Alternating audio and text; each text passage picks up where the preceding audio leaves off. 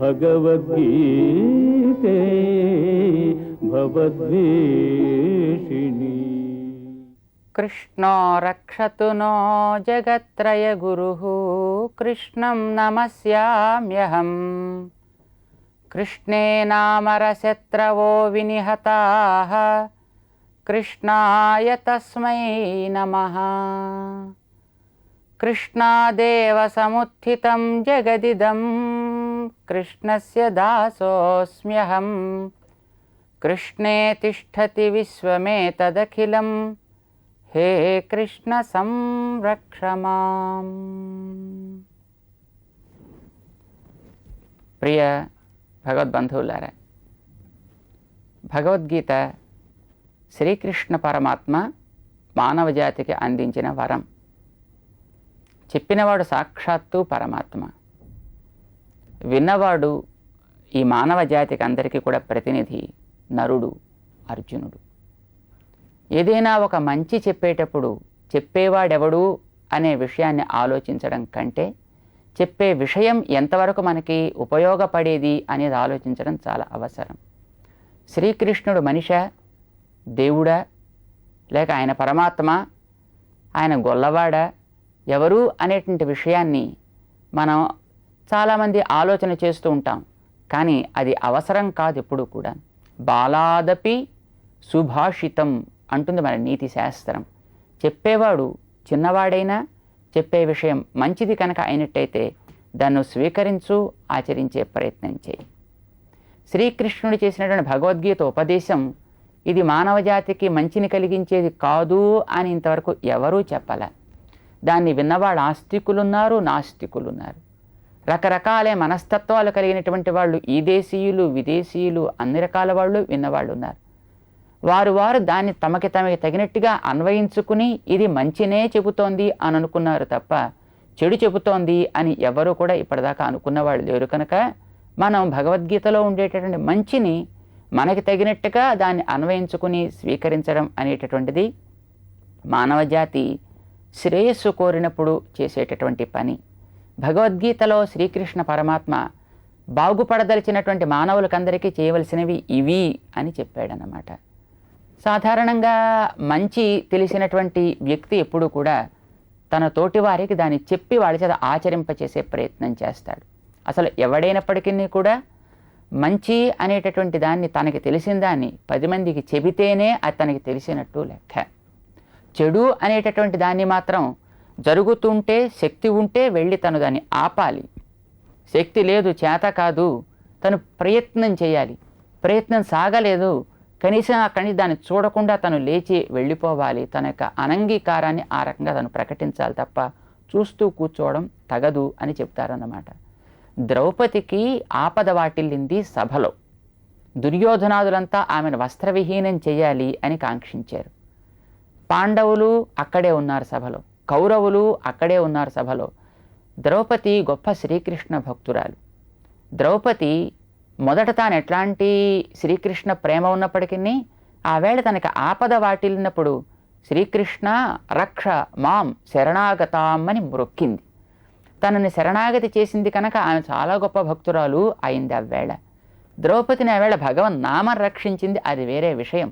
కానీ ఆపద వాటిల్ల చేసినటువంటి కౌరవులంతా ఎట్లాగైతే ఆమెను చూస్తూ ఊరుకున్నారో, భీష్మాదులంతా ఎట్లా చూస్తూ ఊరుకున్నారో, భర్తలై ఉండి కూడా పాండవులు 5 అట్లాగే చూస్తూ కూర్చోన్నారు. అది భగవంతుడికి చాలా కష్టం వేస్తుందన్నమాట.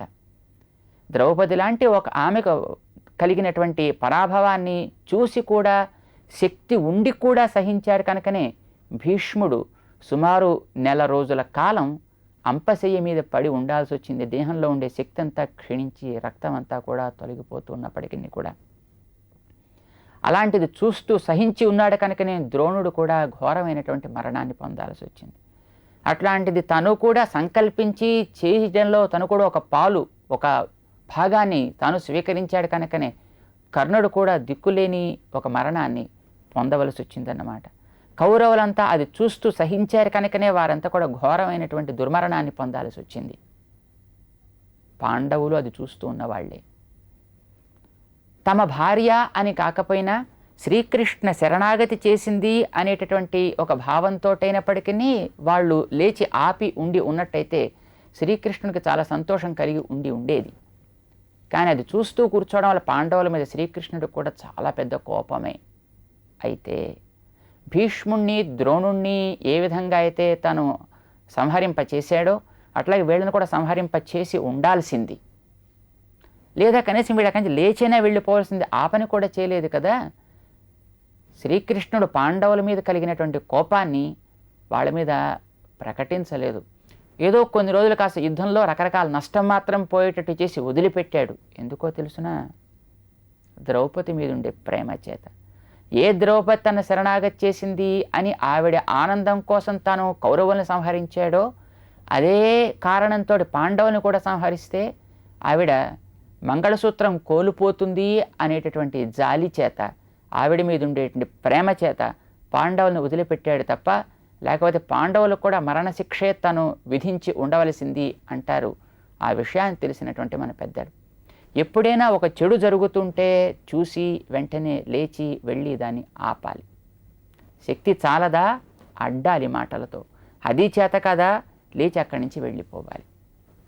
శ్రీకృష్ణుడికి తనకి తెలిసినటువంటి మంచిని చెప్పేటటువంటి శక్తి ఉంది, చేయించగలిగినటువంటి శక్తి కూడా ఆయనకి ఉండడం చేత ఆ వేళ లోకాన్ని రకరకాలుగా దుర్మార్గంలో నడిపించేటటువంటి కౌరవుల్ని తాను అణిచేటట్టు చేయడం తన యొక్క కర్తవ్యం అని తాను అనుకున్నాడు. ఇది సన్మనుష్యుడి యొక్క లక్షణం. భగవంతుడు ఆ రకమైన యోగ్యత కలిగిన వాడే, కానీ కృష్ణుని భగవంతుడిగా కాక ఒక మానవుడిగా మన తోటివాడుగా ఒకసారి మనం చూసుకుందాం. ఆయన సన్మనుష్యుడు, మంచివాడు కనుక తనకు తెలిసింది పక్కవాడికి చెప్పాలి, వాడి చేత చేయించాలి. అందుకోసమే శ్రీకృష్ణుడు ఆ వేళ పాండవుల్ని తను ఆశ్రయించి అర్జునుని తను బాగు చేసుకుని అర్జునుడి ద్వారా లోకాన్ని బాగు చేయడం కోసమని యుద్ధరంగం సిద్ధమయ్యేట్టు తను చేశాడు. ఇది మంచివాడు చేసే పని, మేధావి చేయవలసిన పని ఇదే అంటారు. ఈ రోజుల్లో దురదృష్టం, ఎన్నో రకాలైనటువంటి సామాజికమైనటువంటి దుర్వృత్తులు చూసి కూడా మేధావర్గం అంతా ఉదాసీన వైఖరిని వహిస్తోంది. ఈ తగదు అని మనకి శ్రీకృష్ణుడు నేర్పుతాడు. ఆయన ఆవేళ అందరినో తను చెప్పాడు, తగదని కౌరవులు చేసేటువంటి దుర్వృత్తిని ఆపడం కోసం. అది సాగన్నాడు యుద్ధానికైనా రంగాన్ని సిద్ధం చేయించాడనమాట. ఎప్పుడైనా సరే సమాజంలో ఉండే మేధావి వర్గమే సమాజాన్ని తప్పుదారి పట్టించిన సన్మార్గాన్ని నడిపించినప్పటికీ కూడా దానికి ఆ రకమైనటువంటి యోగ్యత ఉంది. పూర్వకాలంలో మన గృహాలలో ఉండేటటువంటి వ్యక్తులు కానీ, గ్రామాల్లో ఉండేటువంటి వ్యక్తులకు కానీ చుట్టూ ఉండేవారి విషయంలో పట్టింపు ఉంటూ ఉండేది. ఆ పట్టింపు వల్ల ఎవడైనా ఒకడు తప్పు చేస్తే అది తగదు అని నోరెత్తి చెప్పేవాళ్ళు, ఆపే ప్రయత్నము చేసేవాళ్ళు. ఇండ్లల్లో కూడా పనిచేసే వ్యక్తుల దగ్గర నుంచి మనం గతంలో ఉండేవాళ్ళని మనం చూస్తూ ఉంటాం. వాడు నౌకరే అయినా యజమాని యొక్క పిల్లవాడో తప్పు చేస్తుంటే ఇది తగదు అని నోరెత్తి చెప్పగలిగేవాడు. తద్వారా వాళ్ళు ఇంటి వాళ్ళ ప్రేమని పొందుతూ ఉండేవారు. కానీ ఇప్పుడు మనకి పెరిగేటువంటి నాగరికత ప్రభావం ఏమిటో, అయితే నాగరికత అనే ఒక ముసుగులో పక్కవాడికి ఏమైతే నాకే, నా వరకు నేను బాగుంటే చాలును అనేటువంటి మనస్తత్వం మనుషుల్లో పెరుగుతోంది. ఇది సమాజానికి చాలా ప్రమాదకరం. శ్రీకృష్ణుడు కూడా ఆవేళ ఎవరికి చెప్పకుండా హాయిగా తన బంధువులతో తను సుఖంగా ఉండొచ్చు. తనకుండేటువంటి రాజభోగాల్లో తను తేలియాడుతూ ఉండొచ్చు. తనకుండేటటువంటి ఆస్తిపాస్తులను తను చూసుకుంటూ ఉండవచ్చు. తనకేమీ ఆ రకంగా లోటేం లేదు. ఆయనకి అద్భుతమైన ఒక పెద్ద రాజ్యమే తనకుంది. తనకి పిలిస్తే పలకడానికి బోల్డంత మంది ఉన్నారు. తనకి రకరకాల సుఖాలు కలిగించే వాళ్ళు ఎందరో ఉన్నారు. వారందరితోటి సుఖపడగలిగి తానుండి కూడా లోకంలో కలిగేటటువంటి ఒక చెడుని తను ఆపడం తన కర్తవ్యం అనుకున్నాడు. నాకెందుకులే అని అనుకోలేదు. అర్జునుడికి తాను ఉపదేశం చేసి సన్మార్గంలో పెట్టి అతడి చేత చేయించాలి అని అనుకున్నాడు. అర్జునుడు వెనక నేను యుద్ధం మానేస్తాను అనంటే, పోన్లే నాకు రథాన్ని నడిపేటువంటి శ్రమ కూడా తగ్గింది కదా, నా దారి నేను పెడతాను అని శ్రీకృష్ణుడు వెళ్ళిపోయింటే మానవజాతి అంధకారంలో పడిపోయి ఉండేది. మనిషి తనకి తెలిసినటువంటి మంచిని ఎప్పుడు కూడా ఎదటవాడి ద్వారా చేయిస్తూ తను ఆచరిస్తూ ఉండాలి.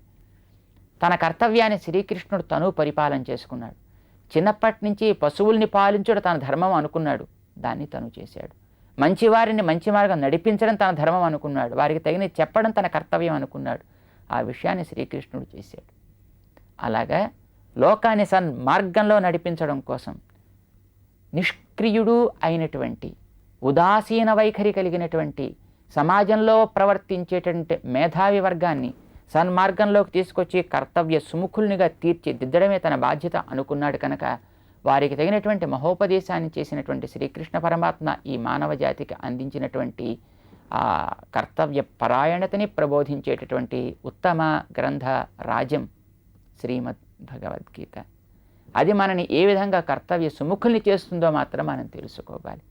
చెప్పిన వాడెవడు అనే విషయాన్ని మనం ఆలోచించడం కంటే చెప్పిన కృష్ణుడు మనకి చేసిన ఉపదేశం అది ఏ విధంగా మనకి బాగును కలిగిస్తోంది అనేది ఆలోచన చేసి దాన్ని పాటించే ప్రయత్నం చేయడం బాగుపడదలిచినటువంటి మానవులుగా మన బాధ్యత.